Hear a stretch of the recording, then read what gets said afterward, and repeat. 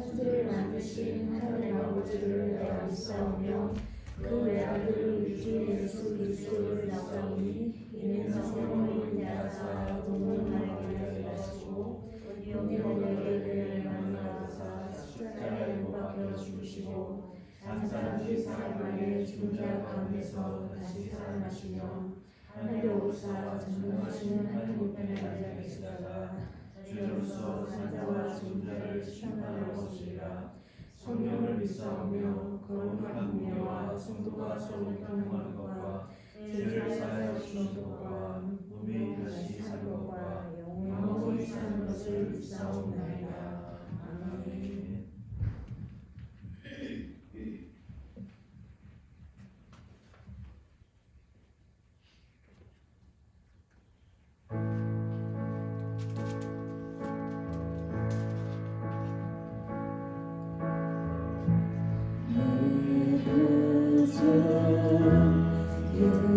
예수님 주 같은 분은 없네. 내 평생에 찬양하리 놀라운 주의 사랑을.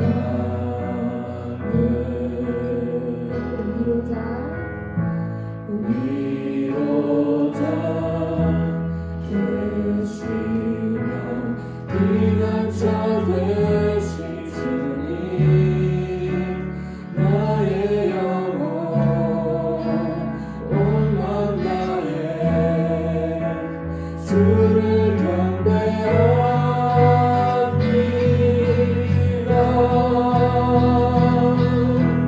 온 땅이여 주님께 외쳐라.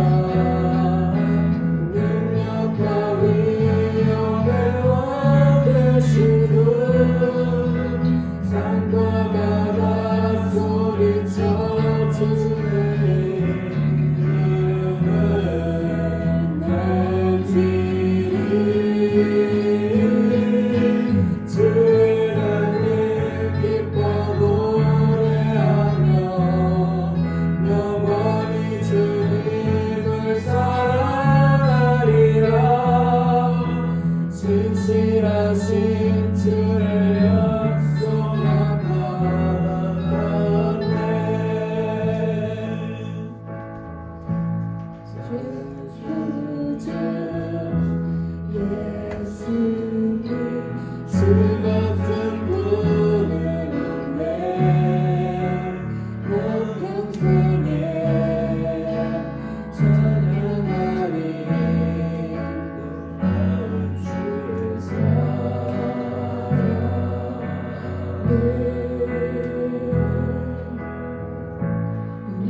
위로자 되시며 피난처 되신 주님 나의 영혼 찬양하네. 주를 경배합니다.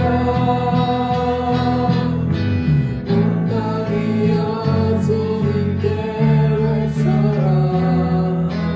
능력과 위엄의 왕 되신 주 산과 바다 소리쳐 주의 이름을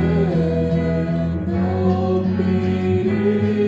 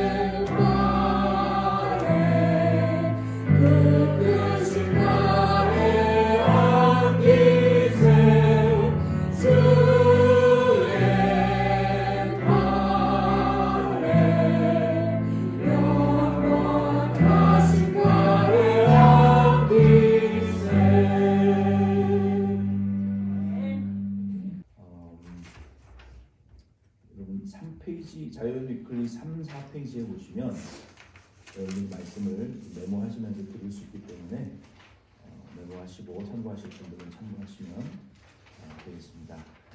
히브리서 우리가 두 번째 시간입니다. 먼저 지난달에 히브리서 1장 1절로 3절 말씀을 통해서 예수님이 선지자보다 우월하신 그 이유를 우리가 들었습니다. 예수님은 모세나 여러 선지자들보다 월등히 우월하신 분으로 여러분도 믿으시기를 바랍니다. 오늘 4절부터 14절 말씀에는 두 번째로 바울이 예수님은 천사들보다 훨씬 뛰어난 분이시다라는 것을 총 6가지의 설명으로 우리에게 답변해 주고 있습니다. 그 중에 3가지만 오늘 우리가 함께 살펴보고 나머지 그 3가지의 이유는 다음 달에 또 계속 말씀을 나누기를 원합니다. 이 히브리서를 편지로 써서 전해줄 당시에 그 당시에 교회 안에 어떤 분위기가 있었냐면 예수님은 천사보다는 좀 못한 분이시다.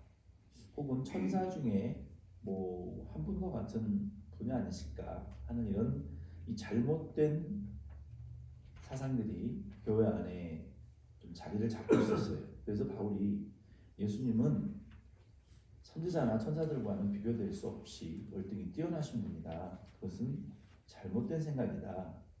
다른 믿음을 갖기를 원해서 바울이 그러한 목적으로 이 편지를 히브리서를 기록해서 보냈습니다. 이런 생각을 가지고 있는 우리가 잘 알고 있는 사람들이 있는데 누가 예수님이 천사보다 못하다라고 생각을 하고 있었을까요? 유대인들이 그랬습니다. 여러분이 사도행전 7장 53절이나 갈라디아 3장 19절 말씀에 보면 모세가 율법을 시내산에서 받을 때 그것을 천사가 전해준 것으로 유대인들은 그렇게 믿었어요. 그런데 실상은 하나님께서 직접 모세에게 첫 번째 돌판은 깨트렸고 그리고 두 번째 돌판에 하나님께서 모세가 금식하고 물도 마시지 않고 금식하면서 하나님께 직접 받은 계명이거든요. 하나님 주신 계명이에요. 근데 유대인들은 천사가 바울에게 그 율법을 전해줬다라고 믿고 있었고 천사에 대한 어떤 그 두려움과 존경심 어떤 그런 심지어는 천사를 숭배하는 이들도 있었습니다. 오늘날도 이 카톨릭에서는 천사를 숭배하죠. 그리고 사람을 숭배하고 예수님도 믿고 하나님도 믿지만 성령님도 믿지만 마리아도 요셉도 베드로도 예수님만큼 똑같은 하나님과 같은 믿음으로 믿습니다. 그러면 다 믿으면 좋은 거 아니냐? 그 잘못된 거죠. 혼합된 거죠. 진리가 아니죠. 하나님만 우리 예수님만 믿어야죠. 우리가 마리아든 베드로든 죄인 아닙니까? 천사도 피조물에 불과한 하나님이 아니란 말이에요. 그런데 많은 사람들이 오늘날도 이 천사를 숭배하는 그런 분위기들이 과학이 발달되면 될수록 더 강해집니다. 어떤 신비한 것에 대한 천사들에 대한 그리고 만리성도 그리스도교라든지 여기 여러분도 오시다 보면 큰 1000명 들어가는 교회 있죠. 그분들도 이 천사 숭배 사상 어떤 영적인 신비한 것에 대한 체험 굉장히 중요하게 여깁니다. 그래서 그 자체적으로 뭐 예언가도 있고 또 접신하는 사람들도 있어요. 그래서 그런 사람들이 뭐 꿈이나 환상 계시 이런 거에 대해서 직접 어떤 신과의 접촉, 우주와의 대화 뭐 이런 거 신비적인 것들을 굉장히 많이 추구합니다. 오늘날 우리가 이 히브리서 이 말씀이 우리와 상관이 없는 게 아니에요. 그래서 우리가 믿는 그 예수 그리스도는 과연 천사보다 못한 분인가? 그럼 천사 중에 한 사람이었나? 천사보다 월등한가? 우리가 믿는 그 예수님이 어떤 분이신지 우리가 좀 더 구체적으로 알고 믿어야 되겠습니다. 여러분들은 어떻게 생각하십니까? 예수님은 천사 중에 한 분이었다 생각하시는 분 한번 손 들어보세요. 한 분도 없어요. 여러분 성경을 잘 배우신 결과입니다. 예수님이 천사보다 못하다. 손 들어보세요. 한 분도 없어요. 잘 들으셨어요. 근데 이러한 그 잘못된 신앙이 이 히브리서가 전해질 당시에 교회 안에 상당히 많이 뿌리를 내리고 있었어요.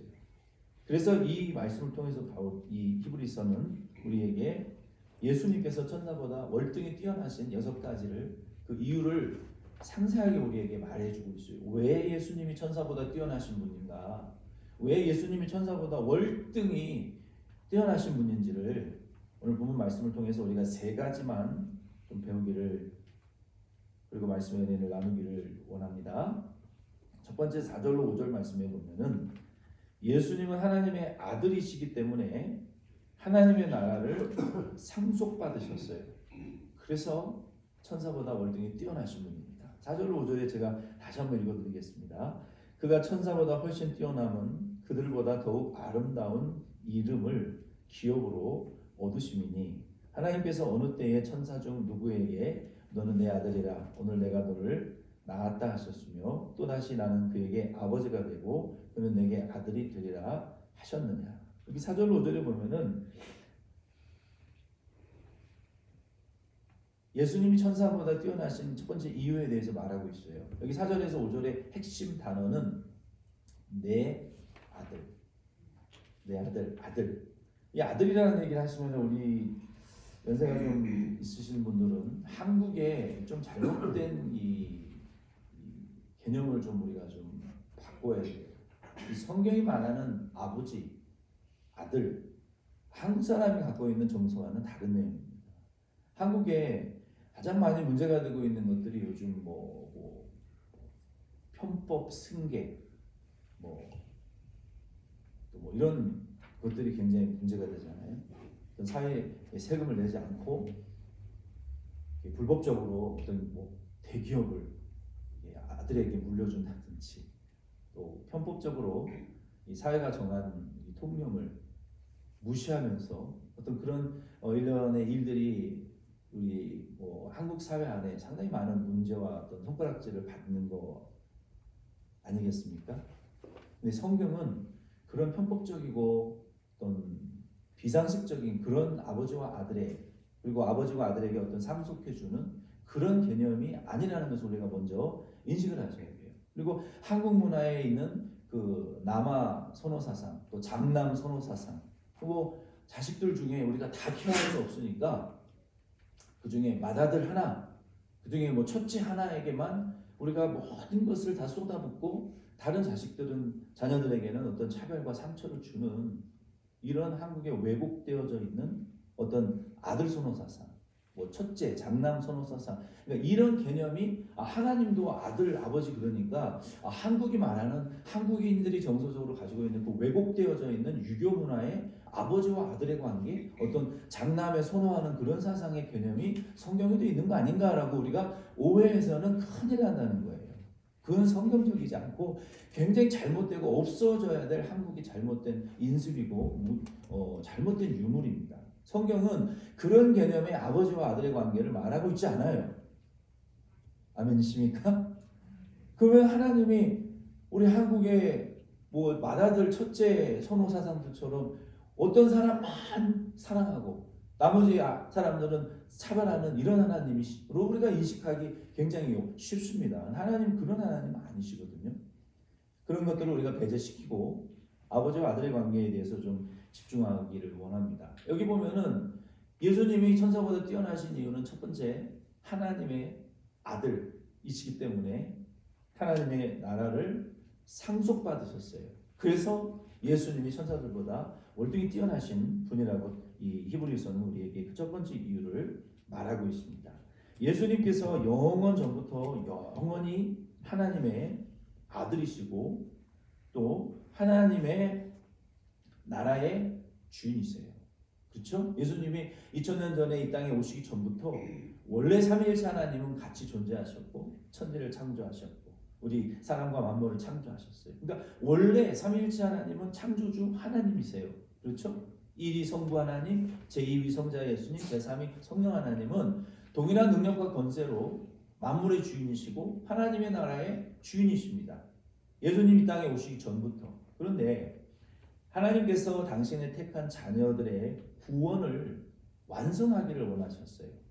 마귀의 유혹을 받아서 타락해서 지옥 갈 죄인들을 구원하고 싶은데 모든 사람이 범죄했기 때문에 죄인이 죄인을 위해서 피를 흘린다고 우리의 지옥 갈 죄가 절대 용서받는 죄가 아닙니다. 우리가 지옥 가는 것은 뭐 사람을 죽이고 살인하고 도둑질해서 지옥 가는 게 아니라 우리는 모태에 잉태되는 순간 죄인으로 아담의 피를 정화받아서 죄인으로 잉태되는 거예요. 그러니까 어린아이라고 해서 착하고 선한 게 아니라 법적으로는 하나님의 법에 의해서는 엄마의 뱃속에 잉태된 그 순간 죄인으로 우리가 이 땅에 잉태되는 거예요. 그래서 아담의 죄로 우리가 지옥 가는 거예요. 어린아이가 할지라도 예수 믿지 않으면, 하나님이 선택한 자가 아니면 그 죄를 용서해 줄 질이 없는 거예요. 하나님의 공의로 바라보실 때.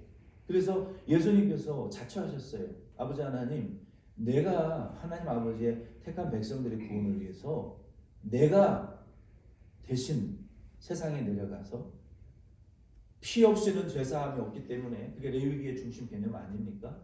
예수님이 우리와 같은 이 육체를 입고 세상에 오신 거예요. 왜? 우리와 같은 육체로 우리의 죄를 대신하여 이 피를 흘려주시기 위해서, 즉 죄를 용서하시고 죄값을 받기 위해서 우리와 같은 몸을 입으셨지만 단 성령으로 잉태하사 죄는 없이 오셨어요. 그래야 죄 없는 우리 이 몸이 있어야 죄인들의 죄를 용서해 줄 거 아닙니까? 그래서 예수님께서 우리와 같은 하나님이 이미 하나님의 나라의 주인이시고 이미 하나님의 아들이셨던 예수님이 하나님 아버지의 구원의 계획을 완성하기 위해서 자처하셔서 사람의 몸을 입고 성령으로 죄 없는 똑같은 우리의 이 시공간의 제재를 받는 몸으로, 피곤을 느끼시는 몸으로, 시공간의 제한을 받는 몸으로, 죄 없지만 우리와 같은 똑같은 몸을 입고 2000년 전에 오셔서 우리를 위해서 대신 십자가에 달려 죽으시고 부활하셨단 말이에요.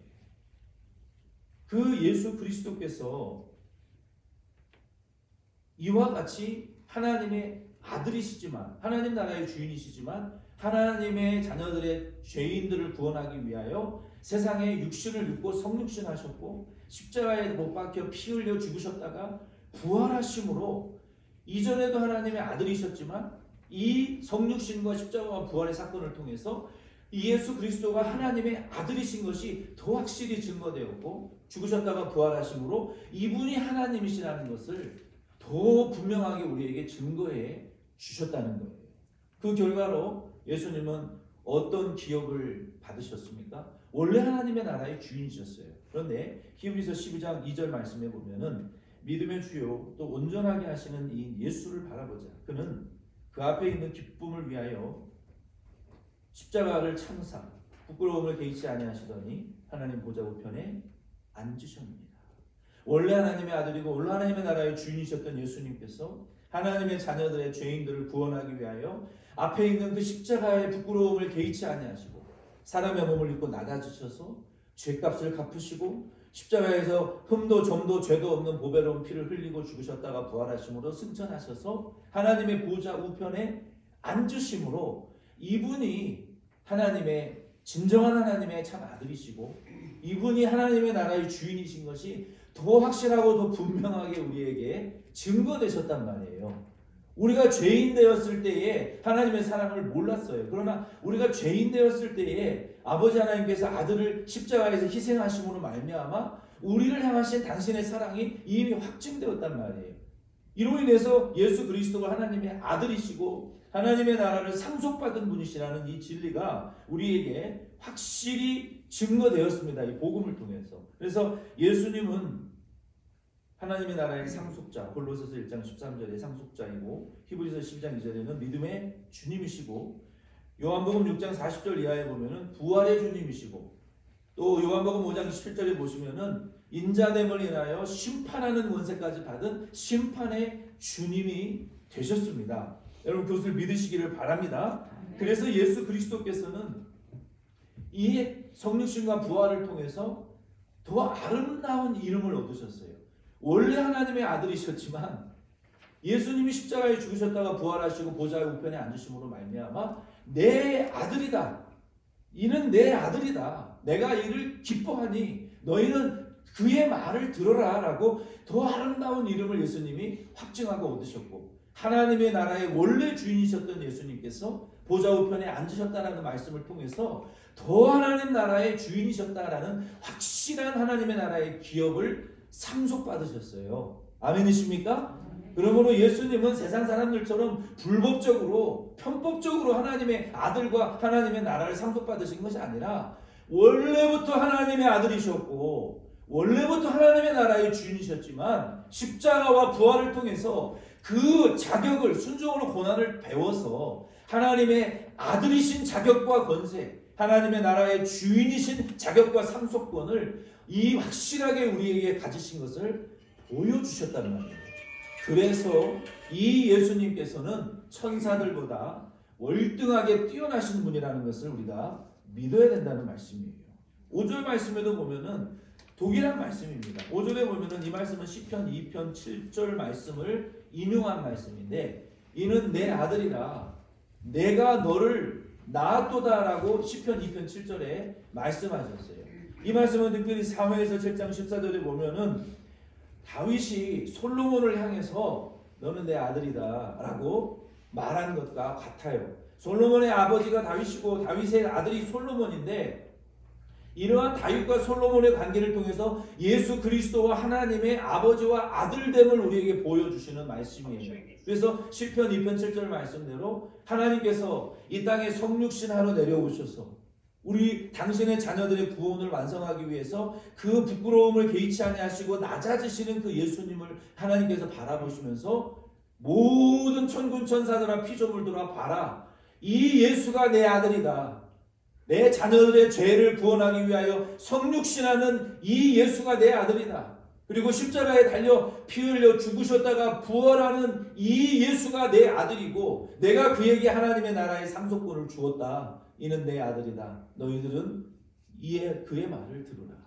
이 말씀을 우리에게 확증하셨기 때문에 예수님은 어떤 천군 천사들보다도 월등히 우월하신 분이라는 것을 우리가 믿고, 그 예수 그리스도, 우리가 믿는 그 예수님이 바로 그 하나님의 나라의 상속자, 주인이시고 하나님의 친아들, 독생자, only living son of God, 그분이 바로 예수 그리스도, 우리가 믿는 그분이 바로 그 예수 그리스도라는 것을 여러분 확신하시기를 꼭 바랍니다.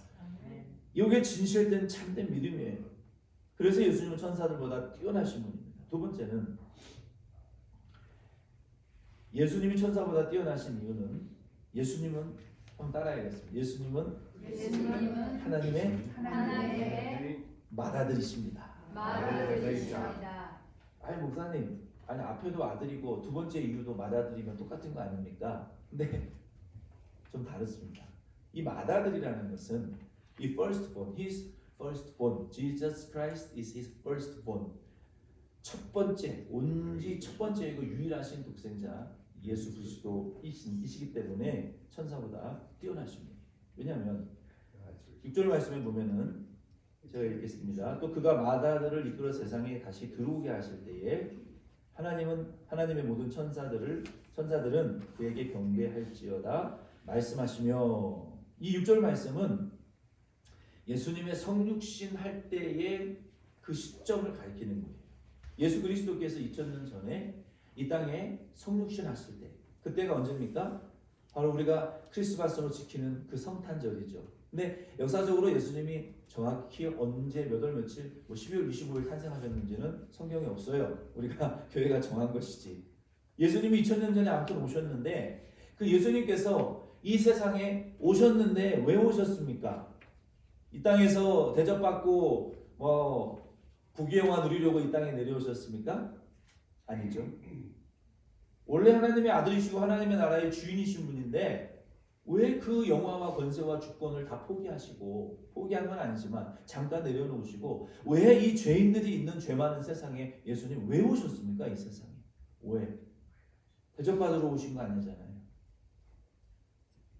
자기 의로움을 과시하기 위해서 오신 분이 아니시잖아요. 그렇죠? 왜 오셨어요?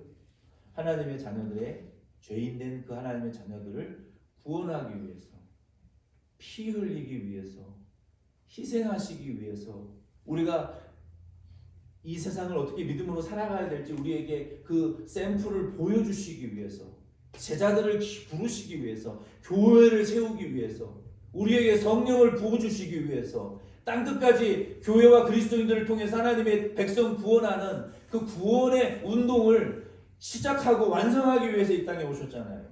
그렇죠? 그 예수님을 아버지 하나님께서 바라보실 때 기쁘셨을까요? 슬프셨을까요? 두 가지 다죠. 기쁘고 슬프셨겠죠. 예수님께서 이 세상에 성육신하시고 탄생하셨을 때 이 그의 맏아들 예수 그리스도를 세상에 보내서 택한 자녀들을 구원하기 위한 이 십자가의 사역을 하나님은 완성하기를 원하셨고, 그리고 예수님은 그 십자가를 완성한 결과로 고린도전서 15장 20절 말씀에 보면은 부활의 첫 열매가 되셨다라고 말씀하고 있어요. 이 부활의 첫 열매가 되셨다라는 것은요, 굉장히 중요한 사건입니다. 천지 창조 이래로 처음 일어난 일이고, 이제 예수 그리스도께서 재림하실 때 모든 그리스도 안에서 잠자는 아담으로부터 예수님 재림하기 시점까지의 택한 백성들이 부활하게 될 사건의 첫 열매를 예수님이 완성하셨다는 것은요, 놀랍고 엄청난 사건입니다. 인류가 하지 못했던 사건. 제가 어렸을 때 저희 부모님 과수원 하셨었는데, 과수원에 사과나무가 한 2, 3년 지나면 열매가 맺히거든요. 그 한 2년, 3년, 4년 지나서 맺히는 열매는 잘 못 먹습니다. 맛대가리가 없어요. 크기가 작아요. 그래가지고 그 가지에다가, 온나무 가지에다가 이미 열매를 맺은 큰 사과나무 가지를 잘라다가 그 나무에다가 딱 이렇게 가지를 T자로 잘라서 딱 접을 붙이고 비닐로 꽁꽁 싸놓으면요, 야, 신기한 일이 일어납니다. 이 조그만하고 맛대가리 없는 열매 맺던 사과가요, 그 원가지에서 따온 가지를 붙여놓으면요, 맛있는 사과의 열매를 맺습니다. 신기하죠? 근데 그 열매를 처음에 사과를 딱 맺잖아요. 이 나무는 죽을 때까지 사과 열매만 계속 맺어요. 그 나무 열매에서 배 열매가 열리는 일은 없어요. 그게 하나님의 원리입니다. 이 첫 열매라는 것은 그만큼 중요한 거예요. 예수님께서 예수님 오시기 전에 원래 영적인 상태는 죄인들이 마귀의 유혹을 받고 타락해서 저주받아서 이 마귀 새끼들은 하나님의 백성들을 타락시켜가지고 자기들만 지옥에 들어가기 싫으니까 하나님의 백성들을 미혹해서 같이 지옥의 구덩이로 끌고 가려고 했던 게 마귀 새끼들의 계획이었어요. 그런데 하나님이 이 계획을 어떻게 깨뜨리십니까? 창세기 3장 15절에 말씀하셨던 것처럼 여자의 후손을 통해서 그 뱀의 대가리를 박살을 내셨는데, 그 후손이 바로 남자의 피를 받지 않은 성령의 잉태를 내서 성령으로 잉태되어 여자의 태를 빌려 성육신하신 예수 그리스도, 여자의 후손으로 오신 예수 그리스도께서 사람의 몸을 입고 죄 없는 몸을 입고 오셔서 십자가에 그 저주의 사슬을, 그 죄값을 십자가에서 다 갚아버리신 거예요. 그리고 죽으셨다가 예수님은 의로우시기 때문에 죽음이 그를 붙들고 있을 수 없었어요. 3일 동안만 붙들고 있다가 예수님의 의로 말미암아 부활해버리신 거예요. 죄가 없으십니까? 할렐루야! 이 사건을 통해서 그리스도께서 인류가 지금까지 지옥 가야 됐는데, 이 예수님의 십자가의 사건으로 이제는 지옥 가지 않은 그 지옥의 문이 닫히고 천국의 문이 열려지게 됐다는 거예요. 이게 예수님이 부활하심으로 말미암아 이제 그를 믿는 모든 그리스도인들이 다 천국 갈 몸으로 부활하게 된 이 놀라운 부활의 첫 열매가 예수님이 되셨다는 거예요. 그게 예수님이 맏아들이다라는 성경적인 의미입니다. 예수님께서 지금까지 어느 누구도 죄인의 죄를 용서해주고 천국 가게 하는 구원을 이루지 못했지만, 예수님이 첫 번째로 그 구원을 이루셨고, 그 예수를 믿는 자들이 예수님이 첫째 부활의 열매이셨던 것처럼 저와 여러분도 예수님 재림하실 때 그 날과 시와 장소는 몰라요. 아버지 하나님만 알아요. 우리가 예수님 다시 오실 그때 혹은 우리가 이미 예수님 오시기 전에 죽어서 무덤에 들어가면 우리 그 육체는 썩어지고 다 흙이 되고 먼지가 돼서 모릅니다. 그거 신경 쓸 필요 없어요. 우리의 이 영은 낙원에서 안식하다가 주 예수의 재림을 맞이하게 될 때 그때 혹은 살아서 예수님을 맞이하는 분들도 뭐 있을 수 있겠지만 제가 볼 때는 여기 있는 분들이나 저나 그럴 가능성은 별로 없어요. 예수님 오시려면 좀 더 시간이 필요한 것 같아요. 아직 복음이 딱 끝까지 전파 안 됐잖아요. 그렇죠? 그래서 그때 우리도 예수님과 같은 몸으로 시간과 공간에 제재받지 않는 몸으로 부활 변화될 것이고 그때에는 잠을 자지 않아도 졸리지 않는 몸으로 부활하게 될 것이고 그때는 먹지 않아도 되는 몸으로 부활하게 될 것이고 그때에는 병들지 않는 몸으로 부활하게 될 것이고 그때에는 죽지 않는 몸으로 부활하게 될 것이고 그때에는 부부의 관계도 없습니다. 남자와 여자의 의무도 없어요. 그때는 예수님이 우리의 신랑이고 우리는 그의 신부예요. 성이 없어집니다. 그때는 부활하게 되면. 그리고 이 땅에서의 가족 관계도 우리 가족이었다라는 기억만 있지 가족 관계에 서로 매이지 않습니다. 그때에는 모든 언어가 통일되어지고 모두 예수님은 우리의 왕이고 신랑이고 우리는 그의 신부 하나님의 나라의 이 영적 사랑으로 사랑하는 세계예요. 그때에는 우리의 모든 장애가 다 고쳐지는 때예요. 차별이 고쳐지는 때예요. 우리가 이 땅에서 그리스도 예수의 인격과 형상을 만든 만큼 우리의 영이 그리스도의 인격과 형상을 만든 만큼 신령하고 거룩하고 영광스러운 부활로 다 일어나게 변화되어지게 될 줄로 믿습니다. 그때에는 지금 키가 180이 돼도 영적으로 자라지 못한 사람은 어린아이로 부활하게 될 것이고 지금은 키가 120도 안 돼도 그때에는 예수님 닮은 만큼 신령하고 영광스럽고 거룩한 몸으로 아름답고 거룩한 영광으로 부활하게 될 줄로 믿으시기를 바랍니다. 그게 이 그리스도인들이 가진 부활의 비밀이에요. 그 부활의 첫 열매가 되셨기 때문에 하나님 아버지의 입장에서는 구원을 완성하신 첫째 맏아들 그리스도인들 중에서는 우리의 믿음의 부활의 첫 열매가 되시고 믿음의 샘플이 되어주신 우리의 첫째 형 맏형과 같은 분이 우리의 예수님이신 것을 여러분 믿으시기를 바랍니다. 목사님 여자들은요 여러분의 맏오빠와 같은 분이 예수님 영적으로 목사님 남편 없는 과부는요 여러분의 남편과 같은 분이에요.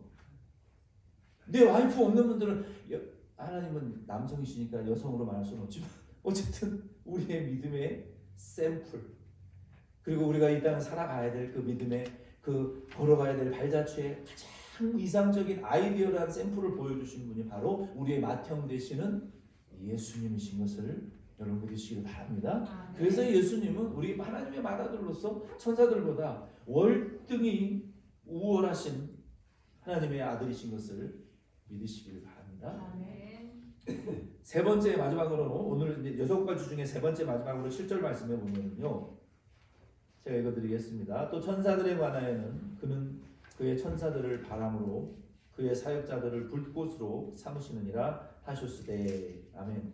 예수님께서는 천사와 사역자들을 부리시는 분이에요. 그러니까 예수님은 천사들도 부리시고 사역자들도 예수님의 뜻대로 부르기도 하시고 보내기도 하시고 쓰기도 하시고 안 쓰기도 하시는 그 주인이 예수님이시라는 것을 여러분 믿으시기를 바랍니다. 예수님은 천사들을 사역자들을 사용하시는데 이 말씀은 시편 104편 4절 말씀에 이 직접 인용입니다. 여기 104편 4절에 보면 바람을 자기 사신으로 삼으시고 불꽃으로 자기 사역자를 삼으신다라고 말씀하셨어요.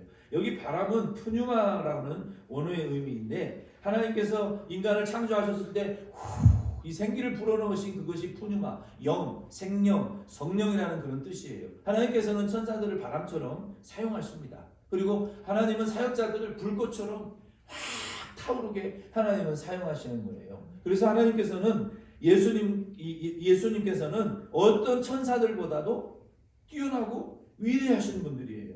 그리고 어떤 사역자들보다도 뛰어나고 위대하신 분이라는 것을 여러분 믿고 따르시기를 바랍니다.